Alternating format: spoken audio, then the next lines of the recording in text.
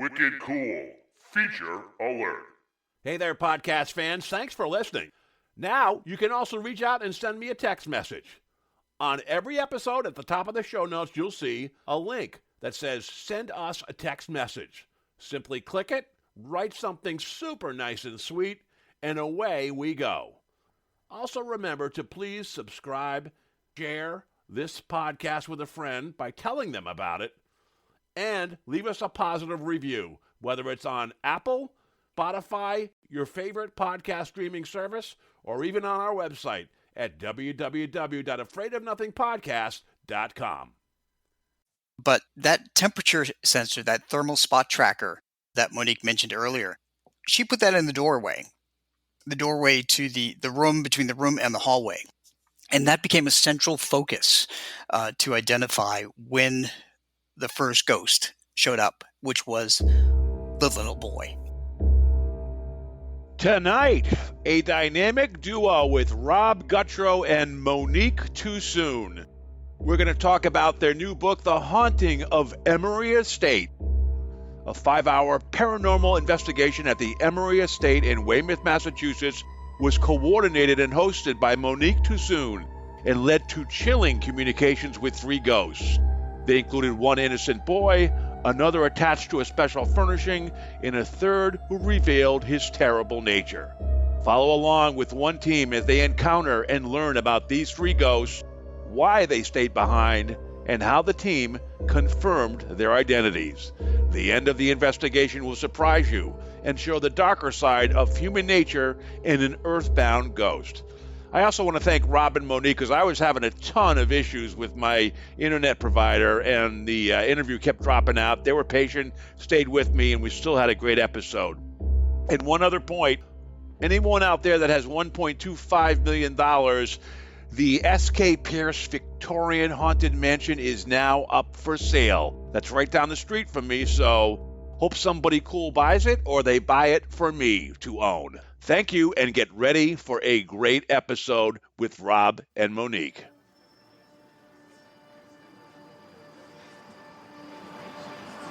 In a world where nothing is known, nothing is certain, reality is not real. Wake up! Be afraid of nothing. I'm Bob Heskey. Robert. The host with the ghost.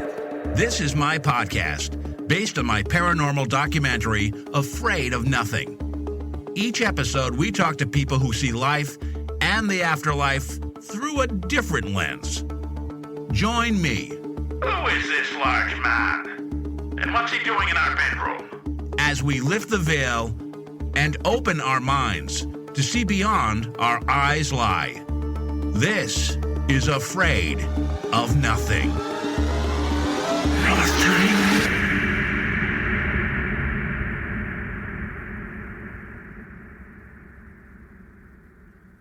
This is going to be a fun one, folks. I'm here with Monique Toosoon, who I've seen and been familiar with, but I'm happy to have her on the podcast tonight. She is the only, to our knowledge, drag queen paranormal investigator that I know of in the United States. And she combined with my good friend and frequent guest, Rob Gutro, on a great new book called The Haunting of Emery Estate. So, Monique, we'll start with you. Welcome to the show. Thank you for having me. It's a pleasure. Rob, hello to you too. Thanks for being on yet again. It's always awesome to have you. Hey there, Rob. Always great to talk to you.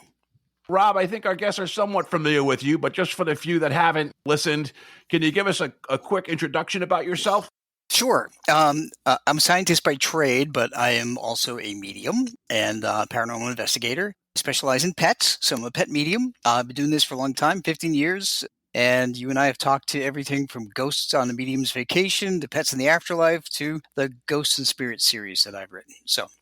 And you're a recent New England transplant, correct? Like this summer, you and your husband Tom moved here, and you've been here for 6-7 months. How's that going? Love New England. As a matter of fact, there's been so many gifts since I've moved to New England. The paranormal community is amazing, and I would never have had the gift of meeting Monique had I not moved here. Excellent. And Monique, do you mind giving a quick introduction to our audience about who you are and how long you've been in the paranormal? Sure. So my name is Monique Toosoon. I have been doing paranormal investigations for about 10 to 15 years now, but it wasn't until COVID that I just started doing them in drag. And the reason that came about was I couldn't go to bars and do shows, so I decided to combine two things I loved, which was drag and ghost hunting. And I went ghost hunting in drag and captured the really cool EVP that says he's a lady. And I knew from that day on that I was the world's craziest trigger object and that the spirits were going to react very differently to me in drag. And they do. Yeah, that would be interesting to talk about because, yeah, I mean, I've been on other investigations where, they're kind of staunch chauvinistic males and they treat some of the women kind of bad in some, investigations. For example, I think was at the right down the street from me, the S.K. Pierce Victorian Mansion. A couple of women in the basement have been treated very bad. I'd love to hear one of your experiences. Has there been a particular experience where it was a little salty for you, or is it just like, is that kind of like not the norm, or is it the norm? Do you kind of get some guff sometimes from the spirit world? I definitely get guff from the spirits and the spirit world. Definitely they hit on me, they harass me, they make comments about like my eyelashes, my wigs. I have a spirit at Wilson Castle that picks out the color dresses I wear. It's kind of a cool thing, and it's totally changed the evidence that I get. Are you an empath too? I know Rob is just one of the great, mediums I've ever met. Him and another buddy of his named Ruthie Larkin, the Beantown medium. But do you have empath skills? Are you a medium? So I like to call myself a small because I do have some abilities with landbound spirit, but I don't really have like the gift where someone can be like, is my uncle here? It just doesn't work for me that way. But I am sensitive to children, it seems, more than adults. And I'm also an equipment nerd. So I started out with equipment. I didn't even know I had a gift until about 5 years ago. So equipment has always been something that I've been very into, and I'm really good with my equipment. Monique, what's your favorite equipment to use? So I love tripwire, but I also love like a Phasma box. I love anything that lights up or can be conceived as a toy. Since I do communicate with a lot of spirit children, I love things that make noise or make bright colors for them. And tripwire is one of the best things. What is tripwire? I'm not familiar with that. So tripwire it's kind of like spiritual Christmas lights. So it's 36, I believe it's 36 feet. I believe there's 12 different EMF detectors attached to this rope. And they go anywhere from red all the way to yellow, blue, green, purple, all these different colors depending on the strength of the EMF on them. But what's really cool about tripwire that you don't see in a lot of equipment is that each one of the lights is individually reactive. Wow. So you kind of have that many tools that you're bringing with you.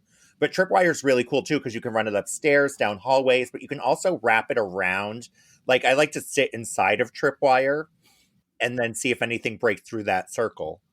It's funny. You called yourself a small versus a medium. Rob is definitely a biggie for a medium, and and you're going to be kind of glad you don't have Rob's skills because a lot of times he's at places on my show where the ghosts let him experience how they died. Right, Rob?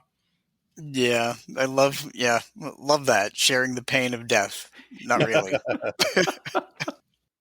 So, Rob, I have to ask, so how did you and Monique meet and ultimately decide to collaborate on a book? Well, we met at the Massachusetts Paracon in 2023. She approached me because being a pet medium, she has dogs, and one of her dogs passed, and she asked me to do a reading. So I put her on the schedule and did a reading this past, was it last summer? Yeah, it was like last August. Yeah, so she had me on her show, Ghosts and Glitter, which is a podcast, and we talked about how pets communicate in the afterlife. And then she asked me back because we went over the reading, and the next thing I know, there was a paranormal investigation in Massachusetts, and I joined her for that. And that's how the book came about. So that was at the Emery Estates in Weymouth, Massachusetts? Yes. The first one? Okay, cool. Yeah, I've been there before. It's a very cool place. Monique, you want to tell us a little bit about, this is an audio podcast, so give our audience a flavor of what the place is like. So yeah, Emery Estates is this big, beautiful mansion in Weymouth, Massachusetts. It's located in a public park, but it had 24 acres, of which, if you were on the third floor, you could see Boston from I believe it's called a turret, or Yeah, it what's looked up like a at the top turret of to the me. building? Rob, I always get the name Crow's wrong. nest. It's a turret. Okay, yeah. So that crow's nest turret. That's it. Crow's nest is what I was looking for. But so yeah, there's a basement, and then there's three other floors, and the attic floor of the place is definitely a little eerie and has definitely got some very charged energy up there. And then the basement's just creepy looking and has like an Amityville feel to it. But the first and the second floor were very different than those two floors, and we ended up settling in on the second floor for Rob's safety from the third floor, and for because we were just really drawn to the second floor for some reason, and that's where we ended up having our whole night. And this whole book is based off of what we encountered on the second floor. There's a barn too. Is there a barn there too? I think there is, but we did not go into the barn. Now, was a lot of activity on the third floor? I remember when I was there seemed to be a lot of activity. There's one room to the end. You get up there and to the far left, there's one room where I thought there was a lot of activity. Was that the case during your investigation? Yes. That was a place we tried to avoid. Rob couldn't do well in there. So when I first got there, I was given a walk around tour by one of the managers of the property. And when we went up into that room that you're specifically talking about, I actually had to sit down because it was very overwhelming feeling in there. And I just felt like there was a very mean old woman up there. And it was just a very heavy piece of energy there. So I didn't stay up there for very long, but when Rob got there, I decided to walk Rob around, and Rob couldn't even walk past the threshold on the third floor. Really? Oh, wow. Yeah. And okay, wow. So, but you did come across, there was a triple haunting at Emery Estate. And Monique, you want to set it up, and then maybe Rob talk about what you felt from each of the three entities. Yeah, so I mean, we started together. Obviously, we were together all night. There was two other teams. One was stationed in the basement. One was stationed on the third floor. But Rob and I had the middle floor together, and we started out with three groups, and each group had, I think, 10. It was about 10 people per group. And so we decided to start in this office area just because there was a table in there where we could set everything up. And we were in between the bathroom that's on that second floor and then that porch on the end of the building. And so we decided to start with candles. We had EMF candles, a Phasma box. I think we had tripwire going as well. And we also had a really cool hot and cold sensor with us that I always demonstrate by putting my hand on one side of it and a cold can of soda on the other. And it really shows you the hot and the cold signal. And it shows you how accurate this device is because it only maps out where it feels the cold and where it feels the heat. So we started that with Phasma box up there.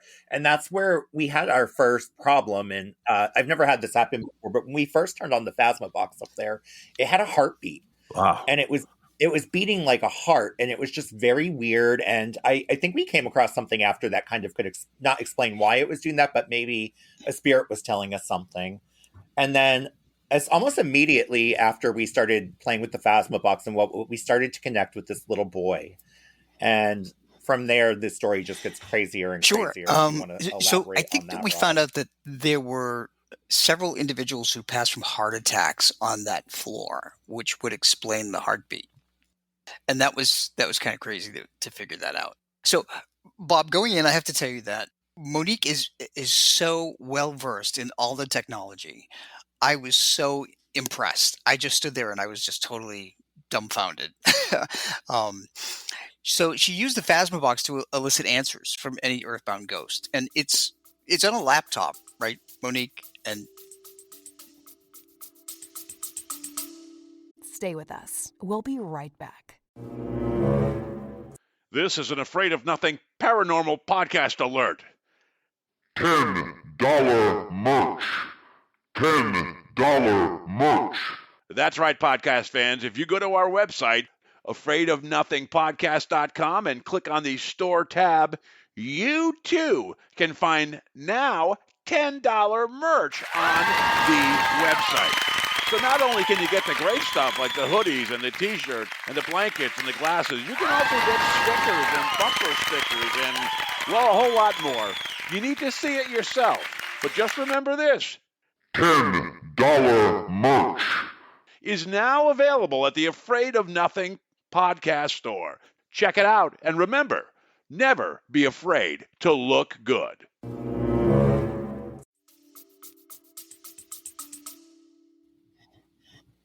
Yeah, and the laptop's not connected to the internet. There's no access for this. So I remember software to the have first voice that at came all. through was distinctly a child's voice.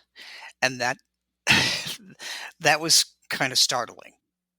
And the one thing that I told Monique is that it's because of her gentleness that I think that ghost children are find her approachable, and that's exactly what happened. Monique and her husband have a son, and ghosts can sense that when someone has a family or someone connected to them that's younger, and it makes them more comfortable, especially if they're kids. But that temperature sensor, that thermal spot tracker that Monique mentioned earlier, she put that in the doorway to the room between the room and the hallway. And that became a central focus to identify when the first ghost showed up, which was the little boy. Was the little boy a happy spirit, or do you know how the little boy passed at all? Or? So, Monique, I'm going to turn that over to you. So we weren't getting a ton from, well, I personally wasn't getting a ton from him. I could just tell that this little boy, he didn't seem sad. He just seemed, I don't know if he necessarily is having these feelings on the other side, but he seemed like he just wanted to connect, and he might have had something to say. And he was very cold, and he was just very much on the other side of this cold sensor for that most of that time. And we were just trying to talk to him and get his name and ask him to do things. And anytime I would directly talk to him, like, equipment would go off like crazy. Like, we had EMF candles that would start blinking, radio noises. I called him Buddy at one point, and I think the radio said, "Hi, Monique," or something from the little boy. And it was just so crazy. He just connected with me so much. And I'm like, I don't know what's going on, but this is so cool. But what was also going on was Rob was capturing something else at the same time. And what Rob was capturing is completely different than the little boy. So, Rob, you want to tell us about that? What you captured? Sure. Well, Monique was having a really nice conversation with this little boy who told me he was 8 years old, and we eventually wound up figuring him out, but it took quite a while. I was standing in a doorway to like a bathroom that went between the room we were in, then there was the bathroom, and then there was another bedroom. And I was standing at that doorway, and suddenly there was a man standing there who was dead, and he was in a gray suit. He was tall. He had dark brown hair. He was very intimidating. And he was dressed in a shirt and tie in his suit, and he just stood there. And he was watching Monique, and he did not look happy that Monique was talking to this little ghost boy. And Monique, did you pick up anything from that? I was not really picking up a lot on the old man, but I was picking up on the little boy a lot, and that the little boy really he wanted to communicate. He wanted to tell us something, but it was almost like he couldn't tell us something. And that was kind of where a lot of it was going. We were asking questions, but we were getting small answers. And eventually we kind of figured out that it was possible that this older guy was blocking this little boy in some sort of way. And that is kind of where the story goes. And we came to find out that there's possibly a hostage situation going on with this poor little boy. Oh, wow. And the man that died, the mean guy, did he die of a heart attack, do you know? Or I don't think we figured that out. All we knew is that he was dead and he was kind of nasty. He was very stern too. He was very controlling. That's the kind of sense that I got from this guy. And as soon as he came into the room, actually, he was sucking all the energy out of the air, out of the atmosphere. And my left side became very, very cold. So he was draining all the energy from the atmosphere. I actually got goosebumps on my arm, on my left arm, not my right arm, just my left arm, where he was standing. And there was another paranormal investigator in there with us. Her name is Alora Huey, and she touched my arm and she said, "Wow, you have goosebumps on your arm, but only on your left arm." So that's when the man gave me his name. Oh. I heard him say his name was Edward. Hmm. So that was the first clue as to who he may be. But he was he didn't tell the truth either, Bob. So, and that's really difficult because when when you're in a paranormal investigation and you're asking questions, you think you're going to get honest Yeah. answers. Well, this guy did not give honest answers because he at first tried to say that he was the boy's father, Yeah. but he wasn't. Hmm. How did you figure that out? How did you know that? Well, we were able to figure out his identity by the end of the investigation, and we also figured out the little boy's identity based on an accident that had happened on the property. And the two people were not related. Hmm. So the little boy was not part of the family. But what happened here, and this is why we think he's controlling, is because we think that he didn't want to let the boy go. He was controlling the boy. Mm. And to me, that's that. If you're a jerk in life, you're a jerk in death. And if you're a ghost, you don't learn any lessons as a ghost. So he was just sharing his personality. Wow. You know that heartbeat thing? I went there once to the Emery Estate. It was I don't know if it was last summer or the summer before. And I remember the same thing. There being people hearing heartbeats. Monique, did you know about that going in there, that other people had experienced that? I don't think I knew at that time. I knew when it was happening that something was wrong with the device. It was either something was wrong with it that I had never seen happen before. But I don't remember if Rick, the caretaker, had told me prior to that moment that something happened with a heart attack, or if it was after. But there was something about the heart attack that did come up that night. And it was just really weird that the heartbeat was going off as soon as I turned on this radio. And to this day, I mean, I use this piece of equipment at every single event, and it has not done it again or ever before. Yeah, I think the heart attack was probably at the room at the end of the hall that Rob felt queasy and you felt uncomfortable. I don't know if I remember that correctly, but I thought it was something about that room. I don't know.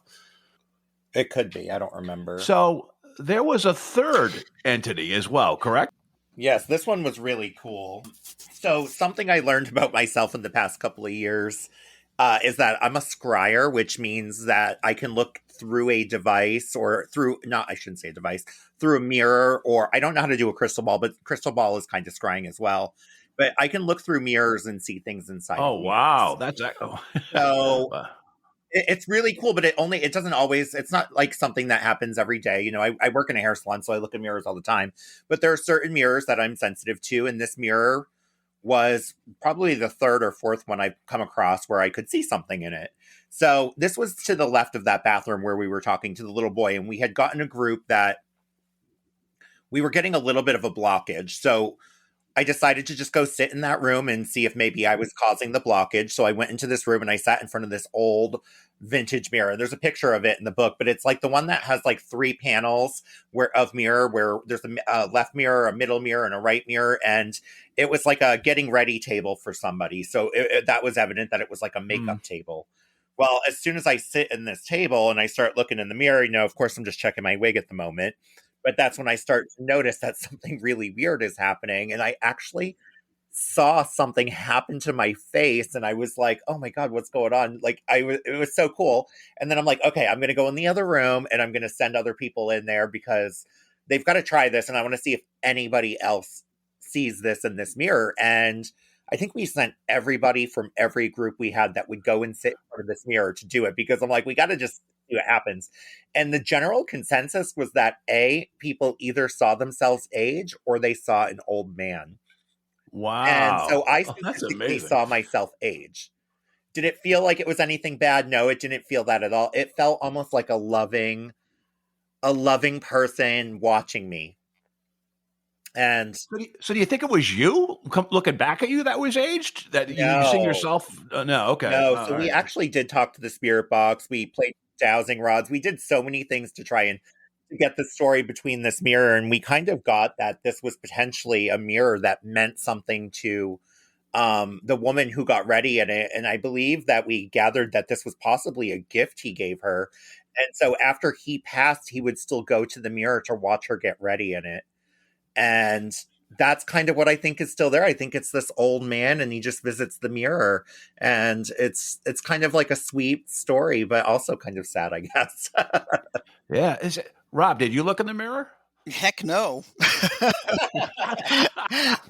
Okay. No. Yeah. And Bob, what was kind of funny is that when Monique told some of the people in the different public groups that came into the room, and I think there were three different groups. So everybody started going in there. The women would go in there and look in the mirror, and then after like two or three went in there, they came out freaked out, and they started going in pairs because they were afraid. Yeah. Wow. But yeah, so yeah, we think it's kind of a sad love story, really, because our sense was that the husband that bought this mirror passed away first, and he just attached himself there as an earthbound ghost to stay with his wife and to keep watching her in the mirror. That's so And cool. when she Wow. passed, though, he didn't cross over. Did you have an urge to kind of help him cross over? You've done that before, I think, in other investigations. Oh gosh, many times. Yeah. So yeah, we did. There were a couple of crossings we wanted to do, but the man in the gray suit had other ideas. Yeah. What happened when you tried to cross over the boy, or did you try? He disappeared. The man. He disappeared? Blocked Wow. him, and he could not come back out and talk to us after that. As soon as we started talking about crossover, that boy was gone the rest of the night. So this was a 5-hour investigation about. Yeah, we were in between. I think we were in between the second and third public group that was going to come up, or was it the first and the second? I can't remember. I think it was the second and the third. Second and third one. And we said that when the next group comes in, we'll try and cross you over, and we'll reunite the little boy with his mother, who was not, who had crossed over a long time ago, decades ago. So we left it there, and when we came back, there was no response, and we kept thinking, okay, something's not right here, because it was extremely active when we were here with the first two groups of people. So there were a number of things that we realized were going on. First of all, Bob, the third group, there were people who were very skeptical in the third group, and they were acting like blocks for us to communicate with anybody. And frankly, it was frustrating. So that's part of the downside when you have a public investigation. So we are back, and we're having technical difficulties, and it's not Ghost; it's my lousy internet service, which has been acting up lately. I wish it was a Ghost, so make it more interesting. So Rob, I think we were last talking about the little boy had stopped communicating, and you tried to get a hold of him, but he was gone like halfway during the night. Did the feeling in the house change at all? Did it get colder? Did it get more empty without the little boy there? It was just actually weird. It was a weird feeling because as much as we tried to connect with him, he just wasn't there. As I mentioned too, that third group of public investigators that we had in there had a few skeptics, and they were pretty strongly skeptical. So we think they acted as kind of a block to some of the communications, but we later realized that there was a reason why that little boy wasn't coming back, and that was the man in the gray suit. Monique, didn't you ask somebody to go up to the third floor to see if that little boy was there? I believe we asked Rick, the caretaker, that night to do that because when he stopped talking to us, we thought maybe he went up there and was talking to somebody else upstairs. And I'm not sure that they were. I think they were getting little things, but not a lot. Not from the little boy. Monique, I've heard like you're not supposed to have a mirror in your bedroom. Like that's a really negative thing. Do you know about mirrors? Do you have any background? Do you have a mirror in your bedroom? You probably do, right? You're a makeup artist or stylist during the day. So I never have really researched the like mirrors to know anything about why they're scary. I probably should, but I do have a mirror in my bedroom right on the side of the bed where I sleep. And it definitely freaks me out. Mirrors are definitely something that I've always had an attraction or like this thing with. And I've always looked into mirrors. I love looking through them. I do hair, so I stare in a mirror all day at clients. But it wasn't until like a couple of years ago that I realized I could see things through mirrors. And my husband actually bought me this incredible black mirror. It's a scrying mirror that he got me, and it came from like I think it came from the Ukraine, and it was all hand carved wood. Oh my It's God. like Wow. this beautiful little piece, and I've only actually used it maybe once or twice in the field. But it's something that I definitely would love to explore more with. I just have to go and do things privately as well, because I think when you get into the group settings, like when we do events and things, and I've done more events lately, it's a little hard to sit there and focus on a mirror when you have to entertain. Yeah. And does your husband go on some of these investigations with you, or what's the interest there? Same interest, or just like go do your own thing? Yeah, maybe not the same, but pretty close. He's very into it, and we've done a lot of like week-long trips together. We're going to do another one this summer where we go away for a couple of nights and investigate a couple of places. But yeah, he's very intrigued by it too as well. We really love doing it together. We have a lot of a great group of friends that come. Some of them are the people in the book that Rob has met and hung out with as well. Just a lot of really awesome people in New England in the paranormal world. Yeah, and I'm glad Rob came and joined us. Rob's written a couple great books anyways, if you're ever going to go on a trip on his Medium on a Vacation series. So, Rob, you should plug those to Monique if she's not familiar with them yet. Oh, I am. She's heard enough to just be tired of it. No, but I believe my husband has your Vacation of Ireland ghost book on his nightstand right now. Wow. Oh my gosh, I'm blushing. There you go. I saw it on there the other day. I don't want to give away everything from the book. Sure. It's kind of a short read. It's about 90 pages or so. Let's just give a quick plug for where they can get the book. Well, the book's available on Amazon.com, and it's in paperback, it's in audiobook, and it's also in ebook. It's Kindle. Is the audiobook using your AI voice, Rob, or is it? It will be available in audiobook soon. It's not yet. Oh, that's cool. And but it's out. It's available now in the downloadable version, right? In the Kindle or the hard copy version. Yes, it is. Excellent. Are you and Monique going to work on another venue like this or another investigation coming up? Oh, funny you ask. There we go. We already. we were just talking about it a little while ago. Actually, we're writing a second book now about the location where we had the book party, and Rob found a funny coincidence between that location and this location while we were on the other call. Wow. Because I think you guys were just in an investigation like last week or something. Was that the location, or can you say what the location is? Yeah, it was in January 2025. Is it in Massachusetts or? It's in Nashua, New Hampshire. It's called the Hunt Memorial Library. Yes, and it's on the corner. I think it's only ever been investigated one time. They don't really promote the paranormal there. They don't plug it. They don't really want the history or the draw from the paranormal world. From my knowledge, they want to keep it more of an event center than a paranormal place. Rob, is that the same library you went to and you kind of helped? You did kind of an investigation, or is that a different place? No, that was it. So we after the book signing that we had for the Haunting of Emery Estate, which Monique set up, she also managed to convince them to let us do a public investigation, which we did for a couple of hours, and that was absolutely crazy. Wow! So yeah. It's already a book. Yeah, so we're already already writing the book. Hopefully it'll come out next January. We do have to go back though, because there are some things that we have to wrap up.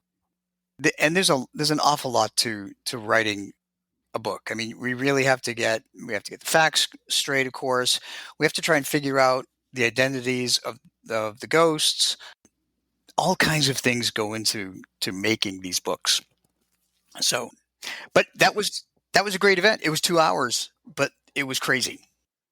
Yep. And then we are also writing a book about Wilson Castle in Vermont. We haven't really started that one. That one's going to be a lot of research because it's going to have some history in it too. It's a location that I love here in New England, and I'm very close with the owner, and I want to leave something for the legacy of that castle behind. And I think that this is something that Rob and I we're going to smash this book too. It's going to be a great book.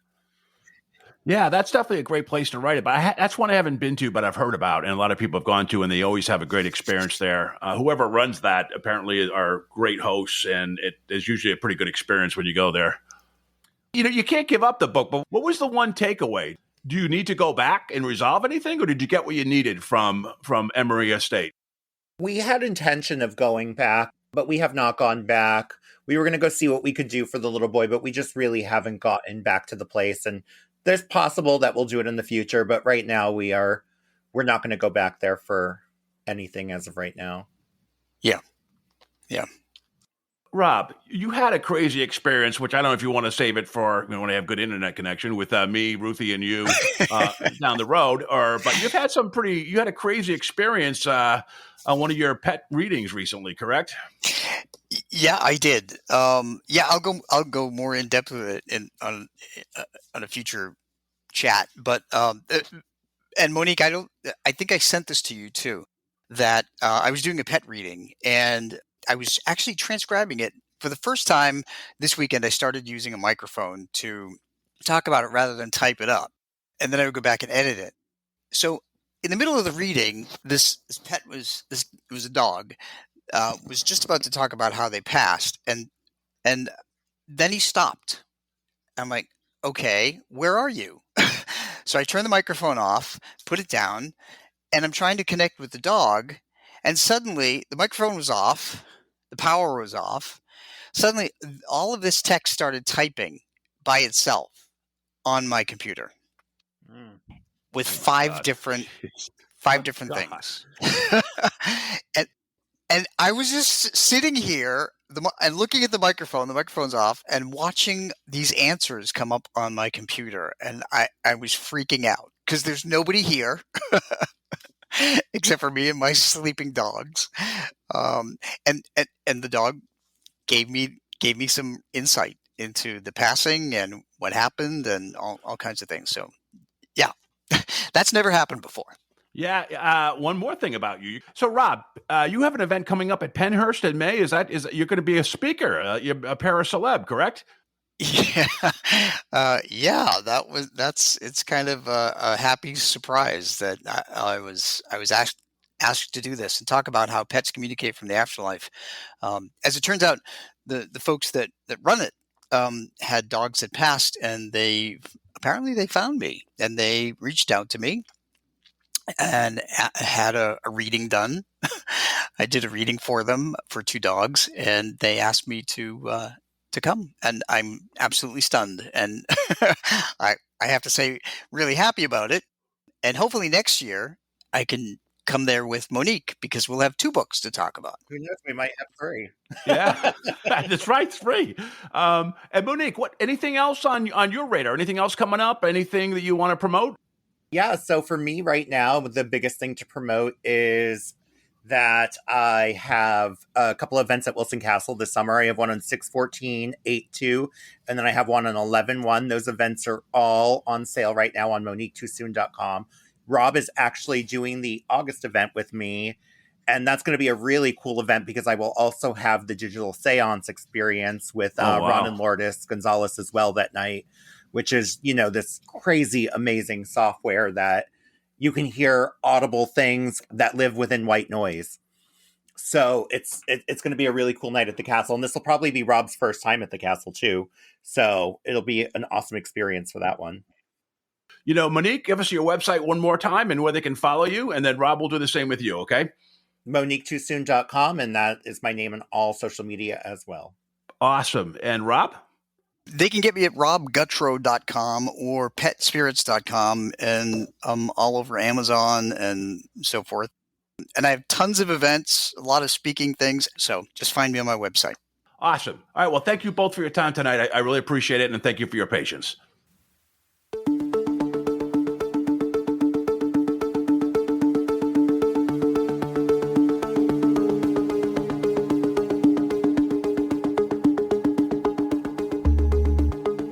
You've been listening to the Afraid of Nothing podcast. Please subscribe and like us on Facebook. Until next time, stay scared. Hey, you're still here? Great. Then why not listen to another episode? Visit afraidofnothingpodcast.com to peruse all the shows. That's afraidofnothingpodcast.com. And while you're there, click the coffee cup icon to buy me a coffee and leave a review. I'll give you a shout out in an upcoming episode, and the world will know how swell you are.